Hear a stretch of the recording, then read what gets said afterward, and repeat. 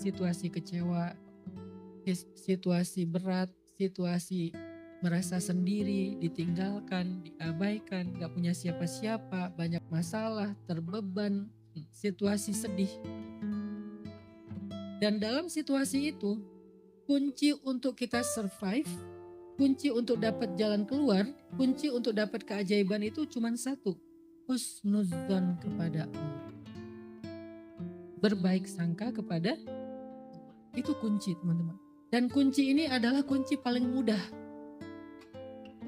Bukan kata saya, kata ulama, dan nanti banyak sekali contoh-contoh kisah.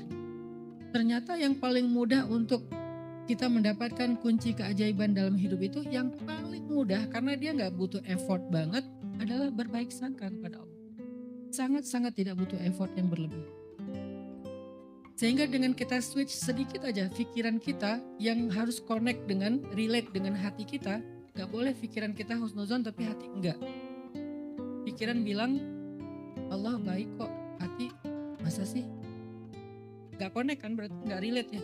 Kalau pikiran dan hati udah relate, lalu kita husnuzon kepada Allah, di switch sedikit aja dari yang tadinya curiga, hunun, prasangka, jadi berubah kepada hal-hal yang baik tentang Allah.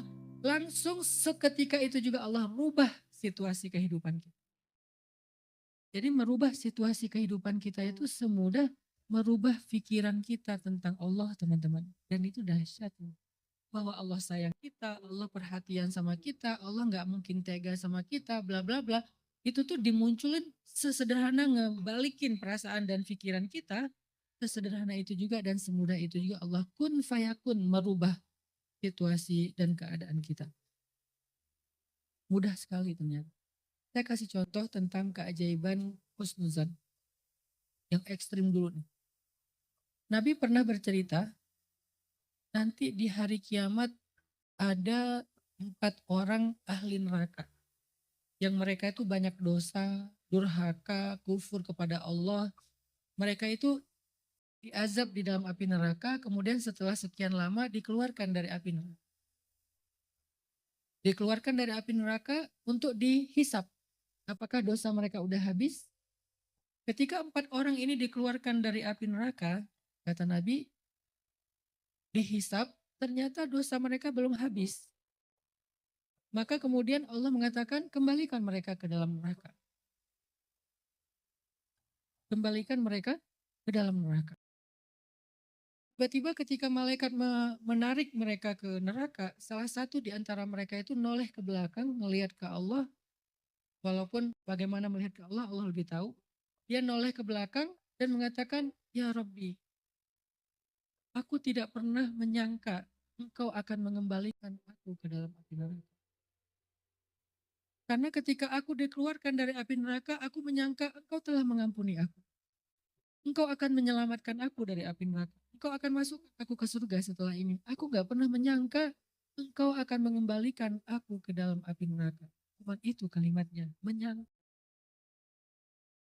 Maka kemudian Allah katakan kepada para malaikat, wahai para malaikat, benarlah hambaku, masukkanlah dia bersama 3 orang temannya ke dalam surga. Hanya dengan dia berbaik sangka kepada Allah, yang harusnya dia adalah ahli neraka, tiba-tiba Allah ganti menjadi ahli surga. Sesederhana itu merubah situasi. Dari ahli neraka langsung berubah menjadi ahli surga. Hidup kita seberat apapun bukan neraka. Gak seberat siksaan api neraka. Hidup kita itu hanya ujian-ujian, musibah-musibah yang kalau ditimbang dengan api neraka itu tuh gak ada apa-apanya. Bahkan bisa dibilang itu masih nikmat. Kalau api neraka aja Allah bisa ngerubah sekejap hanya dengan berbaik sangka kepada Allah, bagaimana lagi dengan hidup kita. Sehingga ketika dia bilang, ya Allah, aku gak pernah nyangka Engkau akan memasukkan aku lagi ke dalam api neraka. Gak pernah nyangka di sini bukan nuduh ya. Tapi dia menyampaikan isi pikiran dan hatinya. Gak nyangka ya Allah, karena aku pikir Engkau telah mengampuni aku. Allah katakan, aku mengampuni dia, dan benarlah prasangka dia kepada aku, masukkan dia ke dalam surga karena ana inda dhanni abdi bi.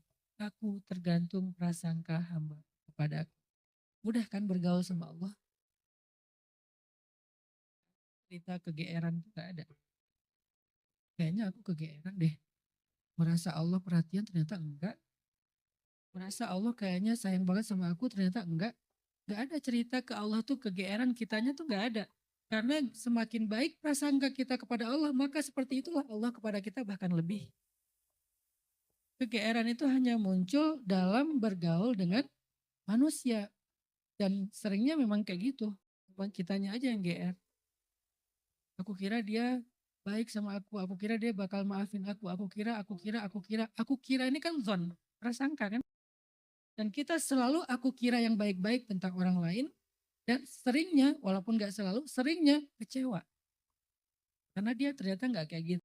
Aku kira dia pengen nolongin aku, ternyata manfaatin.